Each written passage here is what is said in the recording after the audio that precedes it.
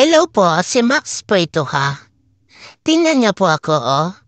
Andito po ako sa labas, hinihintay ko po yung Kuya Morris ko. Kasi wala pa siya sa tali eh. Ito ako, naghihintay ako.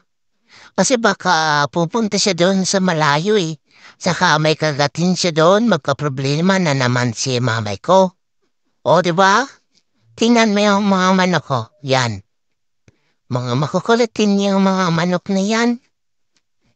Gusto siguro nila ihawin, gawing barbecue. Si Kuya Morgan po pala yung maitim na dug doon, ha? Hinihintay ko lang po si Kuya Morris ko kasi nga, pumunta doon sa malayo kasi nakawala siya sa tali niya.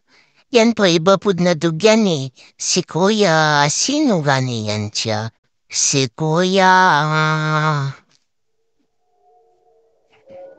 Kuya, iwan ko. Yan si Kuya Morgan po yan eh. Si Kuya Marco pala yung isa, si Kuya Marco yun. O andito na yung si Kuya Morris ko, yan o. Yan o. Awayin ko yan eh. Hoy, naaway ko yan kasi pumunta siya doon sa malayo eh. Matagal siya bumalik. Pinawait niya po ako eh. Yan o, yan. O diba, tapang-tapang ko diba? Iwan ko lang ito sa kanya. Bakit ito nakawala? Yan. Sana yun, yan o. Yan. Umuwi na po siya eh. Tapos yung mga motor po, hinahabol niya po yung mga motor kasi.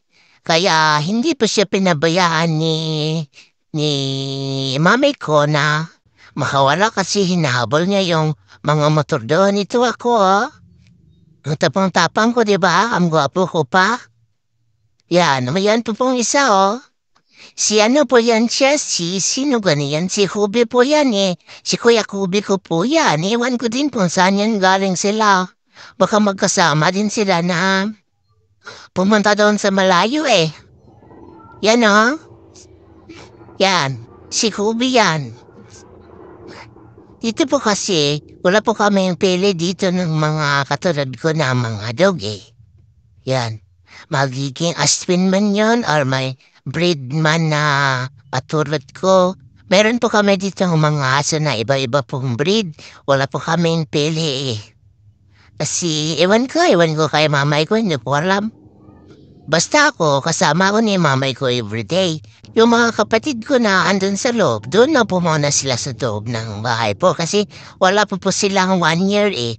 Andun po yung si Kai at saka si Kuya Mar po. Si Kuya Marpi po, andun po sa lobby. Yan. Yan po si Kuya Morgan po yan, makulit din yan eh. Yan oh. Itim-itim. Hindi gwapo na katulad ko. Yan. Hanggang dito lang po muna yung kwento ko ngayon ha kasi aalis na ako eh. Pupunta